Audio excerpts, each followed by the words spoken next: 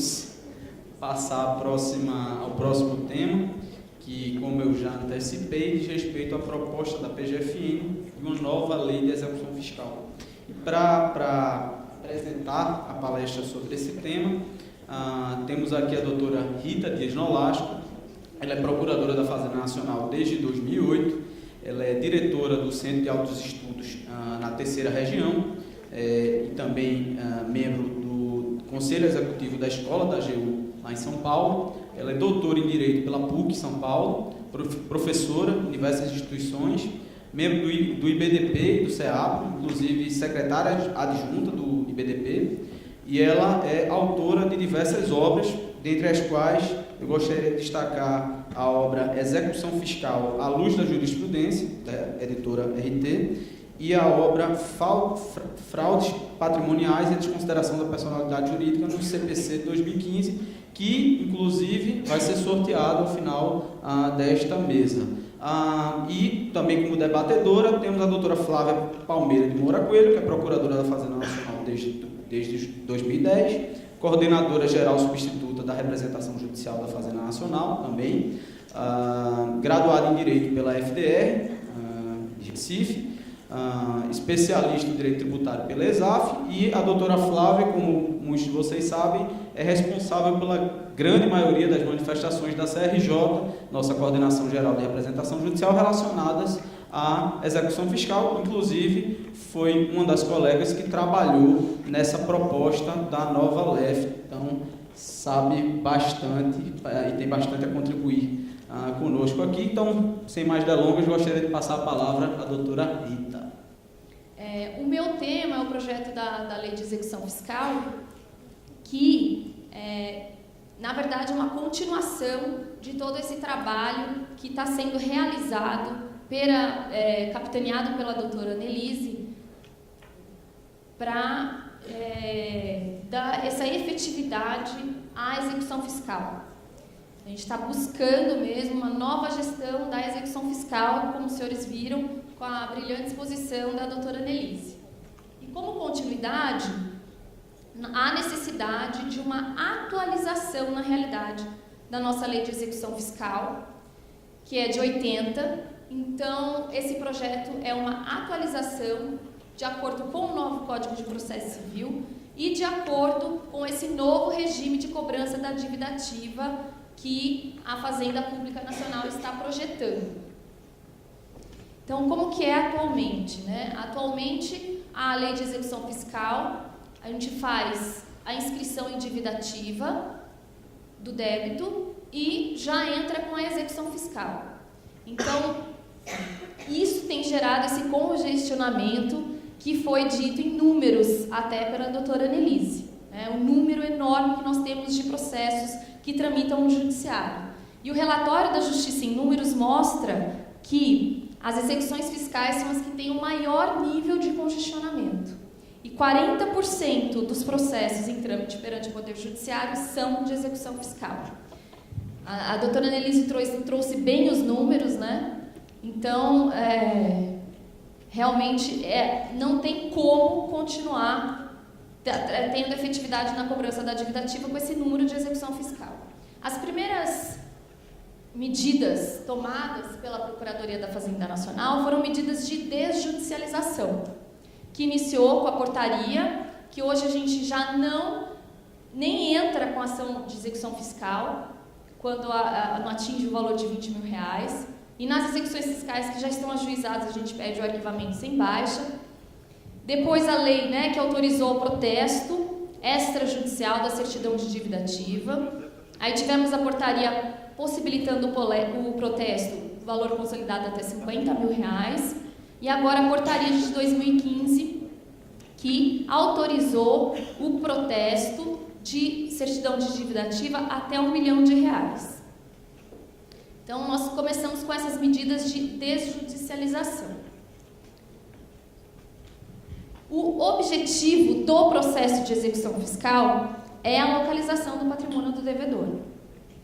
Então, como nós vimos, essa é a principal missão da Procuradoria da Fazenda Nacional. E como os senhores puderam acompanhar, os projetos é de ampliar cada vez mais o banco de dados, né, a tecnologia da pesquisa, os acordos de cooperação, para encontrar o patrimônio do devedor. Nesse novo projeto de lei de execução fiscal, está claro que só será realizado o ajuizamento da execução fiscal quando forem localizados bens ou direitos em nome do devedor, ou quando houver ao mínimo indícios dessa existência, conforme os critérios definidos por cada Fazenda Nacional. Nós colocamos conforme os critérios definidos por cada Fazenda Nacional porque a lei de execução fiscal não é uma lei que vai atingir só a Procuradoria da Fazenda Nacional. Vai atingir as procuradorias do Estado, as procuradorias do município. Então, cada procuradoria tem as suas necessidades, tem a sua realidade, né? Então, a gente tem que respeitar também as necessidades e as possibilidades de cada procuradoria. Então, não se estabelece as metas específicas na lei. A gente só coloca que a regra é essa, que só vai haver o ajuizamento se houver chance de recuperabilidade do crédito. Se for um crédito que não tem a menor chance de recuperabilidade, então nem se ajuiza a execução fiscal. E como que vai fazer isso então? Então, para que a gente saiba se existe patrimônio, ou se existem indícios de patrimônio para saber que vale a pena ajuizar a execução fiscal, é necessário então fazer a investigação administrativa e acionar o Poder Judiciário somente para a realização de atos efetivos de execução, né? Os meios de constrição e a realização da expropriação do patrimônio. Por isso, todo esse investimento, né, da Procuradoria da Fazenda Nacional nessa investigação administrativa. Porque se eu viesse falar antes da doutora Annelise, ficaria difícil. Porque aí já começariam assim, mas e aí? O que a gente tem acesso? Ao patrimônio declarado. E os maiores sonegadores do país não têm patrimônio declarado. Eles colocam tudo no nome de laranja e está resolvido. Não vão ficar tranquilos. Não vão ter nem execução fiscal ajuizada contra eles. Seria uma tremenda injustiça. Então, a Procuradoria da Fazenda Nacional está se preparando para esse novo modelo de cobrança. Está se preparando para essa nova execução fiscal, né? Senão não seria justo. Não seria justo. Então, é claro que, primeiro, a gente tem que realmente investir nessa investigação administrativa efetiva, ampla, com várias parcerias, com cruzamento de dados. Às vezes, a pessoa não tem o patrimônio declarado, mas no cruzamento de dados é possível verificar que o que ela gasta é muito superior ao que ela declara que ganha. Então, nisso, já se encontram os indícios e já é o suficiente para o ajuizamento da execução fiscal. Senão, nós estaríamos protegendo os sonegadores, né? Aqueles que não declaram o patrimônio. E nós sabemos, também tive uma experiência na divisão de grandes devedores, trabalhei por anos nessa divisão, então a gente vê que realmente aqueles que têm altos débitos fazem de tudo para ocultar o patrimônio, não declaram, é tudo em nome de laranjas, empresas criadas offshores, que é outra briga da Procuradoria, né? Porque as offshores não é necessário declarar o quadro societário e a identificação, né, dos sócios. Então, apenas coloca um representante legal no país e acabou. E com isso, a empresa fica com o patrimônio blindado. Então, são essas técnicas de investigação patrimonial mais elaboradas serão fundamentais, né, para que essa nova lei de execução fiscal atinja o objetivo ao qual ela está sendo feita alteração. Então, nós não ajuizaremos a execução fiscal naqueles casos, dito que a doutora Annelise já falou, em que realmente não existe patrimônio do devedor.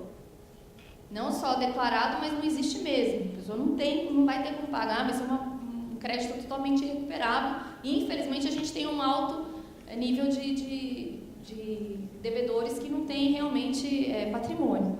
Mas aqueles que estão ocultando não ficarão livres da execução fiscal, né? Então, deixando claro isso daí.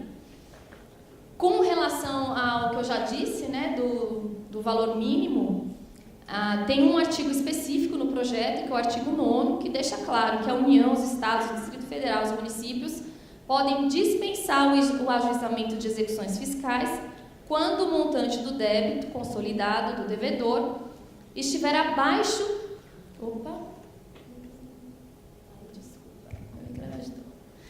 Aqui é o artigo 9º do projeto, né? Que diz, então, que nós não ajuizaremos a execução fiscal quando o débito consolidado estiver de valor abaixo do mínimo fixado pela autoridade competente. Então, aí cada procuradoria vai fixar o seu mínimo. Da forma da lei, enquanto não localizado, ou, né, enquanto não localizados bens ou direitos em nome do sujeito passivos, ou indícios de sua existência. Então, esses indícios é quando a pessoa não tem patrimônio declarado, desde que úteis para a satisfação integral ou parcial do débito, observados os requisitos de racionalidade, economicidade e eficiência, né, que é o que nós estamos buscando na execução fiscal. Continuando, esse artigo 9º tem alguns parágrafos onde se explica, né, como será realizado isso. A referência da dívida ativa da União caberá ao Ministério da Fazenda definir os limites, os critérios, os parâmetros para a dispensa do ajuizamento, podendo delegar essas atribuições ao Procurador-Geral da Fazenda Nacional. Então, isso no âmbito da dívida ativa da União. O Procurador da Fazenda Nacional poderá promover o ajuizamento da execução fiscal de débito cujo valor consolidado seja igual ou inferior ao previsto no caput, desde que exista elemento objetivo, que no caso específico, afaste elevado potencial de recuperabilidade do crédito. E o Procurador da Fazenda Nacional requererá o arquivamento sem baixa na distribuição das execuções fiscais cujos débitos estiverem abaixo do limite, bem como daquelas que constem dos autos garantia integral ou parcial útil à satisfação do crédito, observados os critérios de parâmetro definidos nos termos do parágrafo 1º. Então, aí é para legitimar o nosso RDCC, já prevendo expressamente na lei da execução fiscal que nós teremos a liberdade de fazer essas portarias dispensando de ajuizamento de acordo com o nosso planejamento estratégico de cobrança que foi já bem exposto, né? Então, é uma nova postura que a Fazenda Nacional assume na cobrança, na execução fiscal. É uma gestão, então, com foco em resultados. Outra regra que o projeto traz expressa também é a possibilidade da Fazenda reconhecer administrativamente e de ofício a prescrição de créditos. Então, quando o débito está prescrito, também nem se ajuiza a execução fiscal. Então, além da investigação patrimonial na via administrativa, também é necessário verificar se não está prescrito para evitar uma execução fiscal fadada ao insucesso. O artigo 5º do projeto fala, então, que inscrito o débito em dívida ativa, o devedor já será notificado. Ele já será notificado logo com a inscrição. E ao ser notificado do inteiro teor da certidão, ele terá 30 dias para evitar o ajuizamento da execução fiscal. Ele tem 30 dias para efetuar o pagamento acrescido das diferenças. Ele já tem isso, né? A gente só vai colocar expresso na lei de execução fiscal. Já tem essa possibilidade. Mas aí vai ficar expresso na lei de execução fiscal. Ele tem 30 dias, então, para efetuar o pagamento, para solicitar o parcelamento do débito, numa das formas previstas na lei, ou prestar garantia integral do crédito em cobrança por meio de depósitos administrativos, fiança bancária ou seguro garantido. Então, ele tem a possibilidade de evitar o ajuizamento da execução fiscal. Porque pelo novo Código de Processo Civil, ajuizada a execução normal, civil, não a execução fiscal, já autoriza o juiz de ofício mesmo sem conhecimento do executado, a promover o Bacenjude, que foi aprimorado também a penhora por dinheiro no novo Código de Processo Civil. E realizado o Bacenjude, aí a grande questão que se coloca, se aplica a execução fiscal ou não, então uma discussão que tem, aproveitando que tem aqui o nosso querido professor Leonardo Carneiro da Cunha, a gente aproveita para trocar ideias e aprimorar. Então, a gente tem a intenção também de fazer depois uma mesa de debates, já analisando especificamente os dispositivos do projeto, com o Dr. Leonardo, com o Dr. Marco Antônio Rodrigues, para a gente dar fazer o pente fino, vamos dizer assim, nos dispositivos.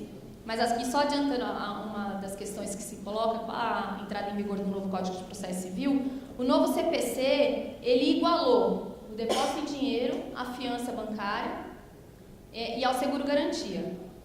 O novo CPC, ele igualou, né? Diz que se equipara ao dinheiro. E no âmbito da execução fiscal, nós temos até parecer da Procuradoria, e temos aqui 2 grandes pareceristas na mesa.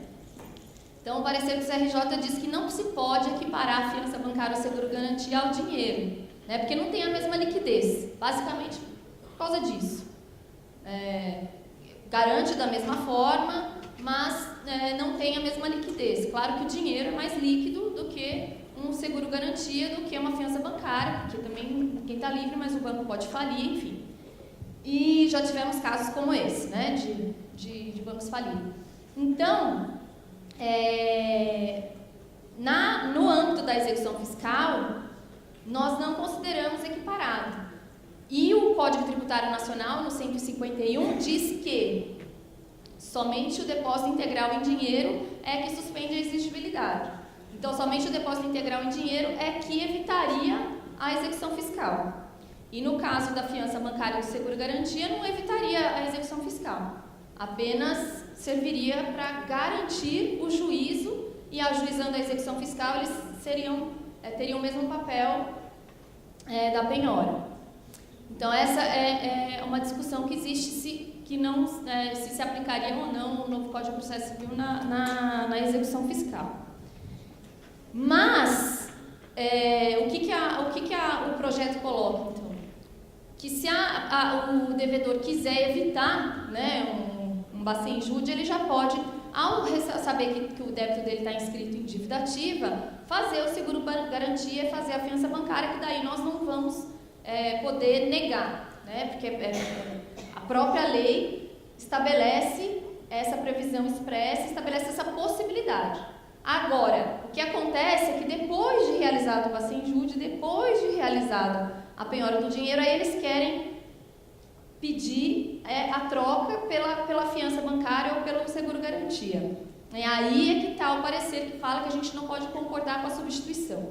Realizada a penhora de dinheiro, o parecer diz, a gente não pode concordar com a substituição, mas se ele quiser oferecer antes, tudo bem. Isso é uma questão que a gente discute com relação à execução fiscal. Bom, se não for nem pago, nem parcelado o débito e nem garantido, então aí será ajuizada a execução fiscal, né? O projeto também estabelece que a inscrição em dívida ativa será comunicada aos órgãos que operam bancos de dados e cadastros relativos a consumidores, serviços de proteção ao crédito, congêneres, bem como divulgar a lista de devedores no site próprio. Isso a Procuradoria já está fazendo também. Já está divulgando a lista, já está fazendo isso daí. E também pode ser averbado, inclusive por meio eletrônico, o termo de inscrição em dívida ativa nos registros de bens e direitos dos sujeitos à penhora. Isso a gente ainda não faz. A gente não coloca, não faz a inscrição da certidão em dívida ativa. Lembrando que isso é sem prejuízo ao disposto no artigo 185 do Código Tributário Nacional. Então, é importantíssima essa ressalva. Não é necessário que haja esse registro, essa averbação nas matrículas dos imóveis ou dos bens para que seja reconhecida a fraude à execução fiscal. não se exige o registro para fraude e execução fiscal. O artigo 185 do CTN é claro que basta a inscrição do débito em dívida ativa. Se aquele que tem débito inscrito em dívida ativa realizar a alienação, oneração de bem e ficar insolvente, depois na execução fiscal não tiver bens para oferecer em garantia, não tiver bens para o credor penhorar, o credor pode pedir o reconhecimento da fraude e execução fiscal. Então, não depende da averbação o reconhecimento da fraude. Para o reconhecimento da fraude da execução fiscal, basta a inscrição do débito em dívida ativa. Então, será uma medida a mais para dar um amplo conhecimento àqueles que vão, os terceiros adquirentes. Mas já é obrigação do terceiro adquirente, ao comprar um imóvel, verificar se a pessoa que está vendendo tem débitos inscritos em dívida ativa. E essas certidões fiscais têm ampla publicidade. Basta a pessoa digitar o número do CPF ou do CNPJ, ela já consegue descobrir. Então, esse risco o terceiro adquirente tem. Então, ele tem que fazer essa pesquisa e avaliar se vale a pena adquirir o bem de uma pessoa que tem altos débitos tributários. A gente vai dar um plus, mas isso não impede o reconhecimento da fraude e execução. Não é requisito para o reconhecimento da fraude e execução fiscal a necessidade de registro. E tem recurso repetitivo do STJ nesse sentido.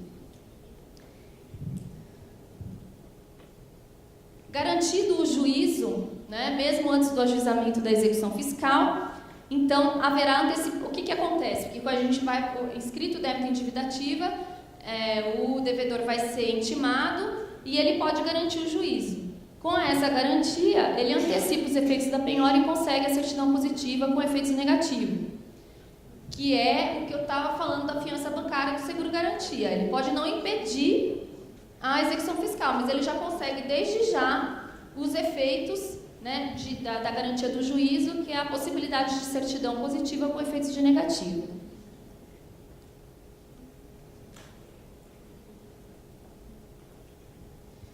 O artigo 8º do projeto, ele é muito parecido com o que a gente já tem na lei atual, com algumas observações. Pode ser sujeito passivo da execução fiscal o devedor, o fiador, o espólio, a massa, o responsável nos termos da lei, como também está previsto no artigo 779, inciso 4º do novo CPC. O responsável nos termos da lei é sujeito passivo da execução fiscal. Então, essa é a premissa que nós vamos utilizar para falar daqui a pouquinho do incidente de desconsideração da personalidade jurídica. Já finalizando, viu? É uma das últimas coisas que eu vou falar. O parágrafo 2º do artigo 8º do projeto da Lei de Execução Fiscal, o último, também que eu não falei nem do histórico dos projetos, porque a doutora Flávia falou que vai falar rapidamente do histórico, senão a gente não tem muito tempo aqui. O parágrafo 2º fala que os bens do devedor e do responsáveis solidários sujeitar-se-ão à execução em igualdade de condições, sem o benefício de ordem entre eles. Então, agora está expresso no texto do projeto essa tese que a gente já defendia, né? Que tanto o devedor quanto os responsáveis solidários, então, vão ter os bens sujeitos à execução.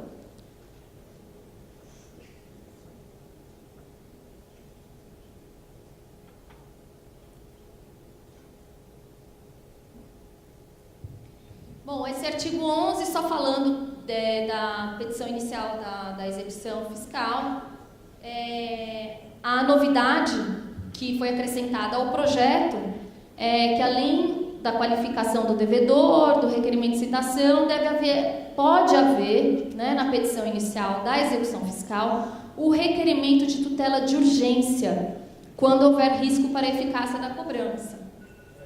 Então, que isso também é algo que já pode o procurador pedir na petição inicial da execução fiscal. Então, quando já tem indícios de fraude, quando já tem indícios de dilapidação patrimonial, não precisa esperar a citação do devedor para a realização de atos para resguardar o patrimônio. Então, ele pode pedir um arresto, ele pode pedir uma indisponibilidade de bens, já na própria inicial da execução fiscal.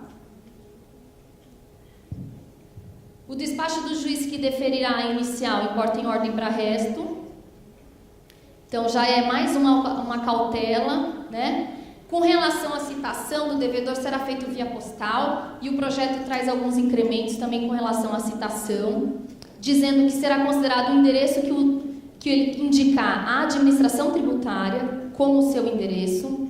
No caso de devolução do AR em razão de recusa de recebimento da carta do devedor, a citação será reputada válida, desde que a carta tenha sido emitida no endereço indicado por ele na administração tributária, né? Então, é considerada como citado, e a gente, no caso de dissolução irregular, já pode pedir o redirecionamento.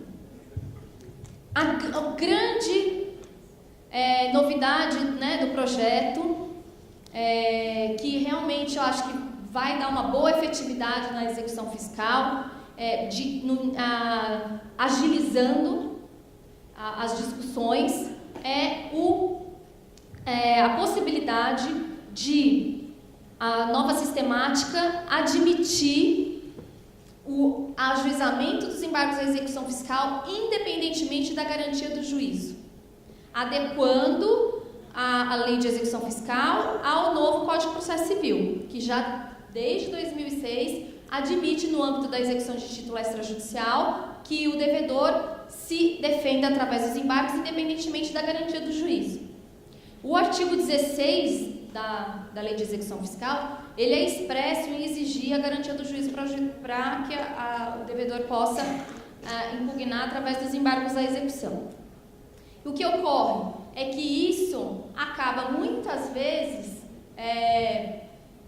adiando demais o ajuizamento dos embargos e acaba delongando muito a execução fiscal nos dias de hoje, porque como a gente ajuiza a execução fiscal sem fazer essa investigação patrimonial prévia, a gente vai fazer a investigação no âmbito da execução fiscal. Então, às vezes, fica muitos anos para até citar, até investigar, achar algum patrimônio, para daí, quando achar alguma coisa, ele ter ainda o prazo de 30 dias para ajuizar os embargos. Então, tudo pensando em otimização, em melhorar, acelerar o processo de execução fiscal e dar mais efetividade. Vai ser feita essa investigação patrimonial anterior.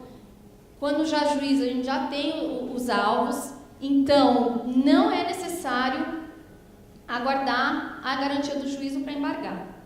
Só que isso não trará prejuízo nenhum para a Fazenda, porque enquanto não garantido o juízo, não suspende a execução fiscal. Então, você pode permitir que ele entre com os embargos e o procurador continua fazendo os atos de constrição normalmente. O que não vai poder haver, caso ele consiga efeito suspensivo nos embargos, é a expropriação de bens.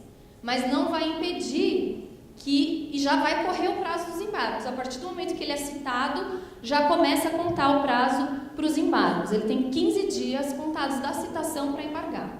Se ele não embargar, então ele teve o prazo dele de contraditório. Se ele não embargar, a partir do momento que eu conseguir penhorar, eu já posso efetivar os atos de expropriação.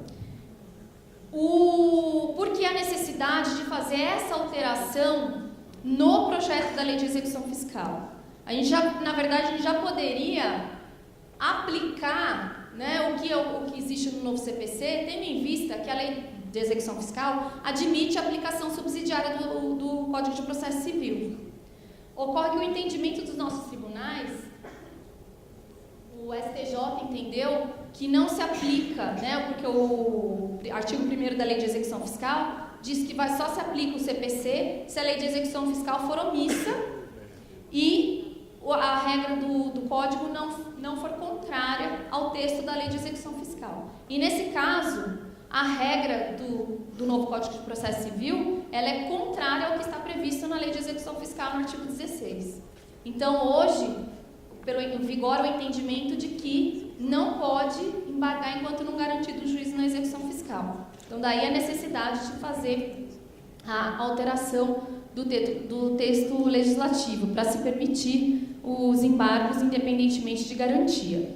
Agora, já é pacífico, né, que mesmo antes na atual legislação, que os embargos não têm efeito suspensivo automático. Isso já desde que houve alteração no Código de Processo Civil.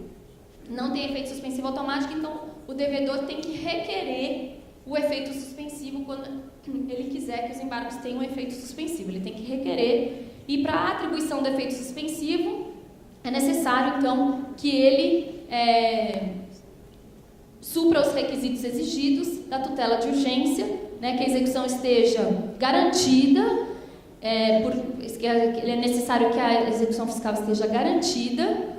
O projeto estabelece especificamente que tem que ser garantida por penhora de dinheiro, fiança bancária ou seguro-garantia, ou bens, né? E é necessário, então, provar o risco de causar dano grave de difícil e incerta reparação. No Código atual, o Dr. Leonardo coloca até que o executado pode pedir o efeito suspensivo não só com base na tutela da urgência, né? Mas também com base na tutela da evidência. No nosso projeto, a gente coloca que só vai ser possível com base na tutela da urgência, mas estamos abertos aos debates, né? Nada impede que a gente faça ainda alguma alteração no texto do projeto. E só ressaltando que a possibilidade dos embargos, já logo a partir da citação do executado, vai evitar o que a gente tem hoje, muita exceção de pré-executividade, por justamente a gente não admitir a defesa antes da garantia do juízo. E então vai otimizar, aí a intenção não vai acabar, tá? Isso também já é tema para uma outra palestra. Vai haver possibilidade do devedor se defender através de simples petições, mas vai diminuir bastante, com certeza. Para finalizar, já vou finalizar aqui.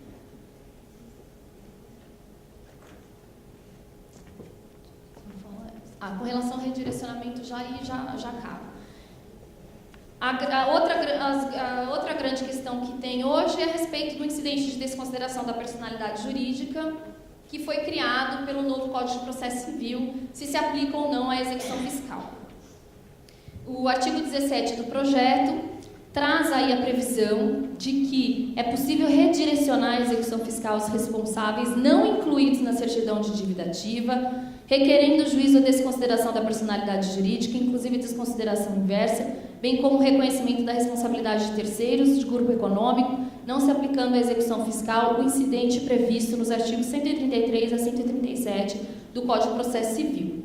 Então, o artigo 17 vem assim deixar expresso, né, na Lei de Execução Fiscal, que não se aplica o incidente de desconsideração previsto no Código de Processo Civil.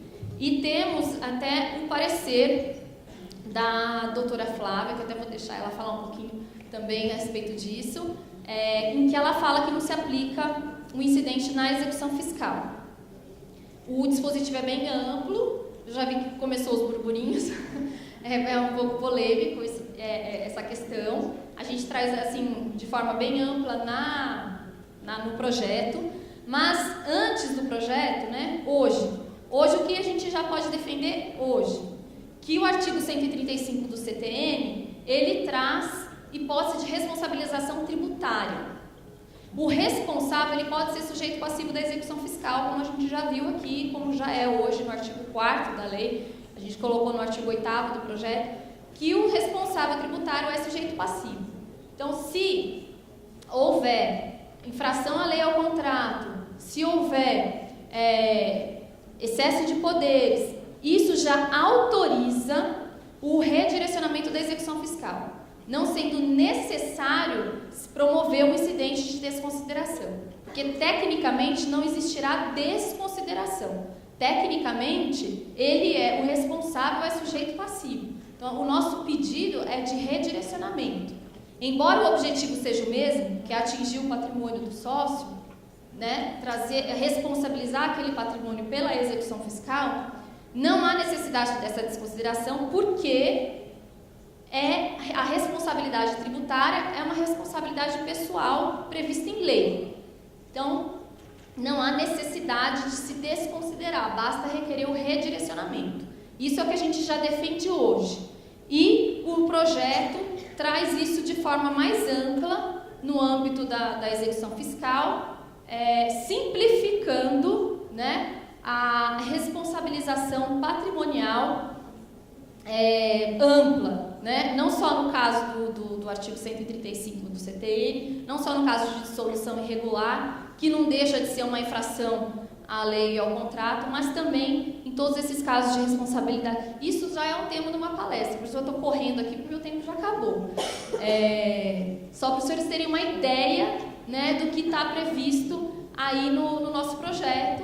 E, por fim, também, a gente já está adequando os atos de expropriação e de alienação de bens de acordo com o novo Código de Processo Civil, já deixando expresso na Lei de Execução Fiscal a possibilidade de alienação por iniciativa da própria Fazenda Pública, por meio de instituição ou corretor credenciado, hoje que a gente não tem previsão sobre isso na atual Lei de Execução Fiscal, então, permitindo a alienação por meio eletrônico. Então, isso seria a atualização da lei que a gente já tem hoje, né? Então, a necessidade de se atualizar também as regras processuais da Lei de Execução Fiscal. Agradeço a atenção de todos e agora eu passo a palavra para a doutora Flávia. Obrigada.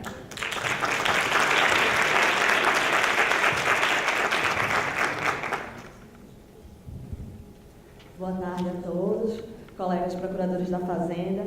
De início, eu vou ser bem célere na minha explanação, que na verdade vai ser um debate, mas antes eu não poderia começar a falar sem agradecer o convite para estar aqui à mesa, junto dos maravilhosos colegas com quem eu trabalho bastante. A gente faz um trabalho assim conjunto e tentando fortalecer tanto a representação judicial como também a dívida da União. E o convite, especialmente na pessoa da procuradora Rita, a doutora Rita e o doutor Paulo Mendes também, que eu sou amiga.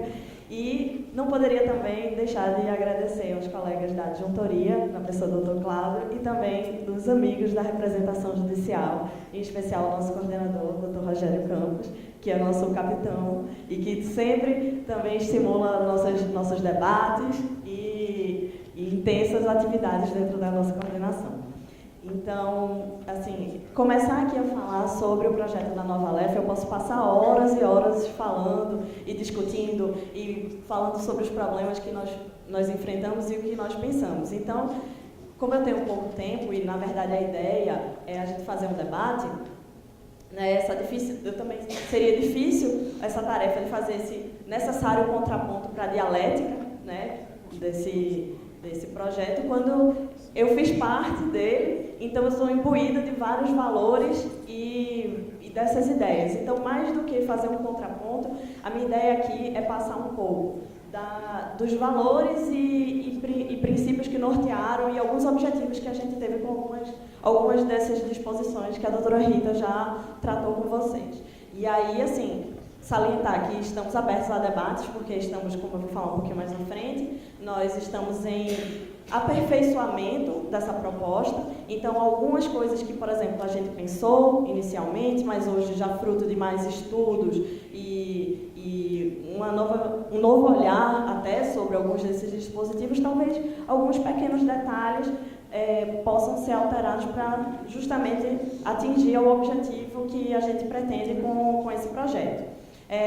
Então, de início, eu gostaria de falar sobre essas preocupações e inquietações da Fazenda Nacional quanto à execução fiscal, e que essas preocupações e inquietações foram bastante ampliadas com o novo CPC. há uma crise de efetividade no processo civil. E essa crise de efetividade, ela também está muito ligada à condução das execuções fiscais. E, no caso da Fazenda Nacional, essa inefetividade na cobrança, seja do ponto de vista de gestão, seja do ponto de vista do resultado das ações, das execuções fiscais que são ajuizadas, tem efeitos nocivos no mercado.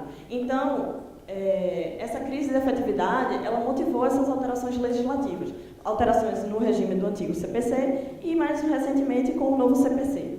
Só que essas alterações geraram algumas perplexidades hermenêuticas, porque, como já foi dito, nós temos uma lei que foi posterior ao Código Civil de 73, ou seja, de 80, eu nem era nascida nessa época, e hoje em dia nós temos um novo CPC com algumas novas doutrinas, novos pensamentos, alguns aperfeiçoamentos de institutos e uma lei anacrônica. Então, para compatibilizar isso, na linha do parecer do Dr. Paulo, o 1732 de 2007, na época de algumas reformas que foram feitas ao então CPC anteriormente vigente, um novo estudo da Procuradoria centrou-se nisso e retomou essa premissa de que o critério de subsidiariedade era insuficiente para resolver essas perplexidades hermenêuticas surgidas no Nordeste. Uma forma de restabelecer essa coerência sistêmica era introduzir novos critérios de interpretação. Então, se adotou a teoria do diálogo das fontes para resolver essas perplexidades. E nisso, se estabelece uma ideia de que há um microsistema da cobrança do crédito fazendário, é o que eu tenho chamado de microsistema da cobrança do crédito fazendário, e esse microsistema, porque tendo em vista esse procedimento de descodificação, micro-recodificação, você pode ver as características de um microsistema. E há justamente a necessidade de aplicação dessas técnicas de interpretação mais avançadas para que se possa garantir essa proteção aos valores que a execução fiscal tende a consagrar. Nesse sentido, eu queria falar de alguns valores constitucionais que estão envolvidos, que são o valor da proteção à livre concorrência, que é um dos princípios da ordem econômica, e, nesse caso, essa efetividade na cobrança que eu tenho falado, ela é muito importante, porque, uma vez que você sabe que não vai conseguir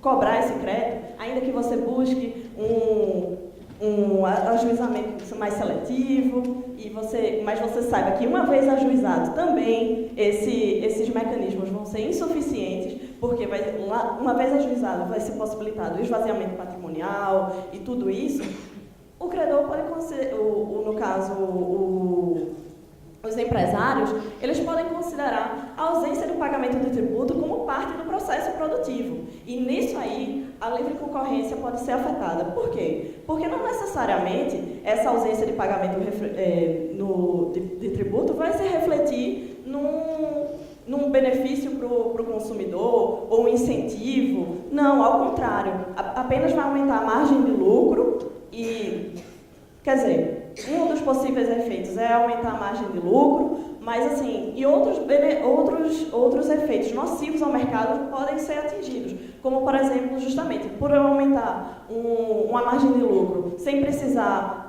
fazer de uma forma eficiente no meu processo produtivo, isso vai resultar num desincentivo à pesquisa, à produção e melhoras no processo produtivo, de incremento ao processo produtivo. Então, nesse sentido, é preciso fortalecer a efetividade da cobrança. Também porque pagar impostos, pagar tributos, faz parte de um dever fundamental. Isso já está presente em vários julgados do STF, o Estado fiscal é aquele Estado que se financia pelo tributo. O Estado fiscal ele tem que garantir direitos, tanto de natureza social, como também direitos de prestação negativa, mas mesmo nesses direitos de prestação negativa, há uma ideia de custo. Então, direitos, custo. Esses direitos implicam custos implicam tributos. E esses tributos devem ser cobrados e se você não tem meios efetivos para a cobrança, você não tem como financiar a atividade financeira do Estado. Então, essa é uma preocupação muito grande. E aí, o que é que acontece? o projeto de Nova LEF não é novidade. Existe um PL, o PL 2142 de 2007 e outros apensos como 5080, 5081, 5082, 5088 e 1514. São vários PLs que estão apensos a esse PL, em que se discutem vários temas relacionados à execução fiscal.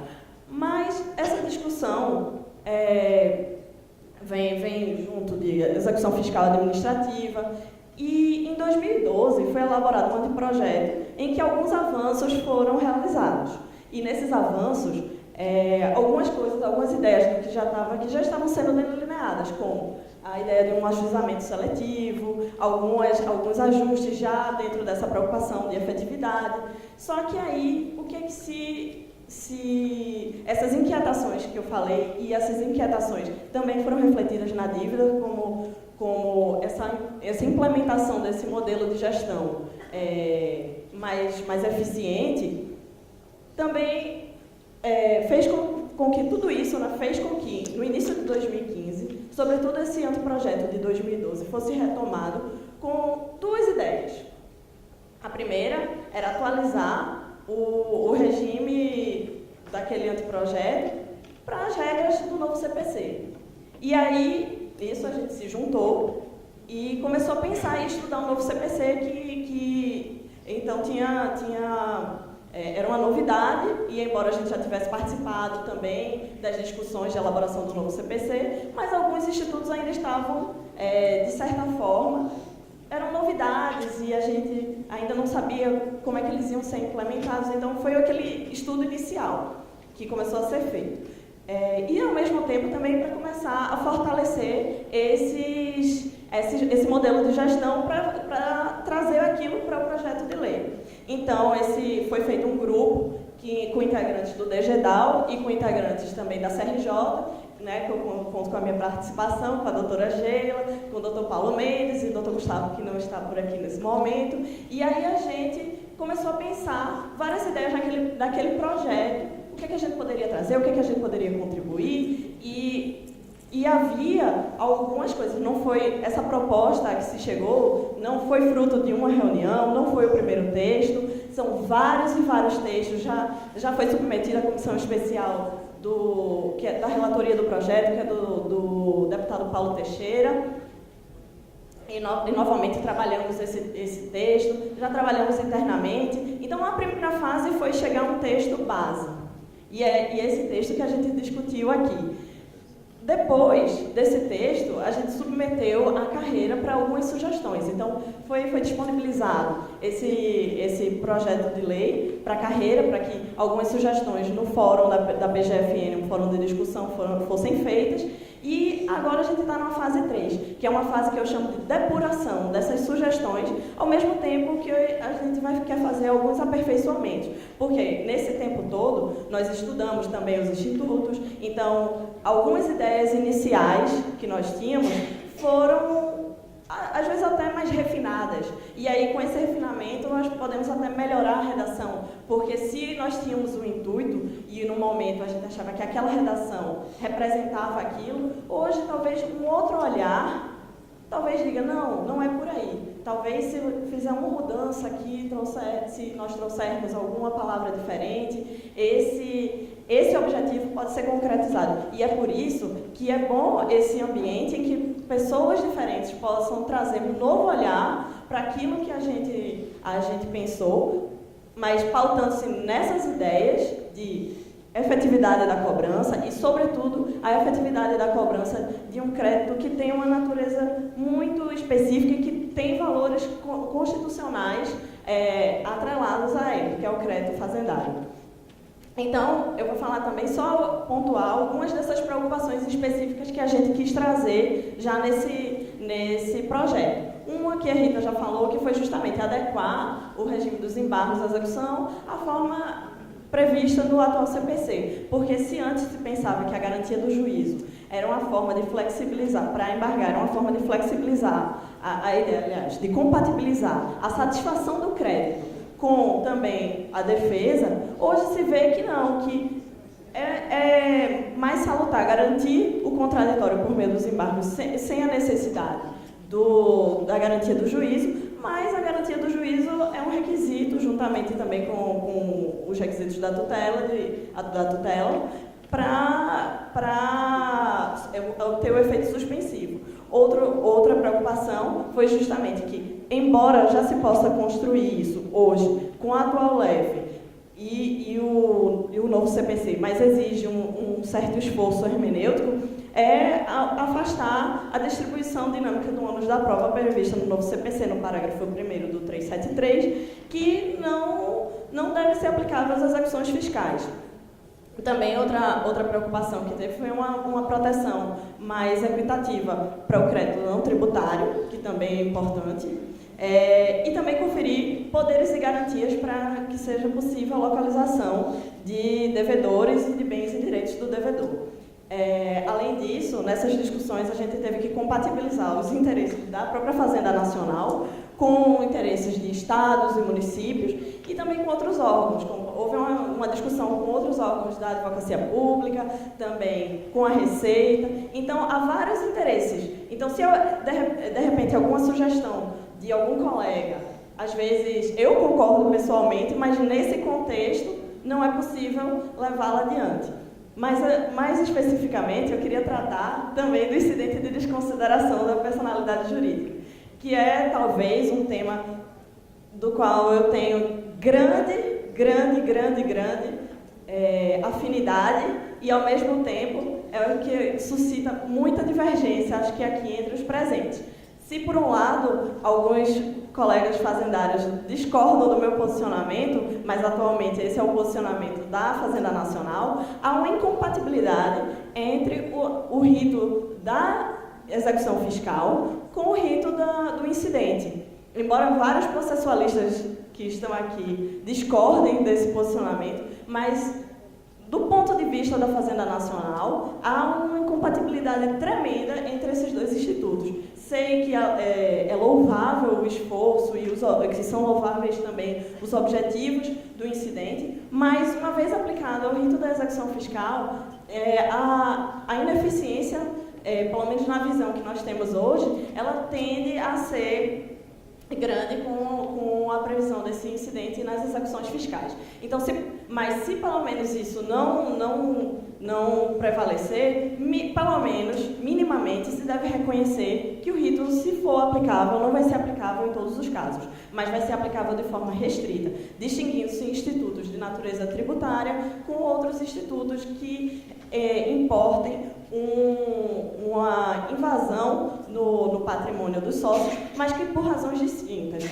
Que é a responsabilização do sócio, no caso, por uma responsabilização de natureza tributária, e outra é a desconsideração da personalidade jurídica nos casos de fraude, ou seja, abuso de direito, previstos os casos que estão contidos no artigo 50 do Código Civil, sobretudo.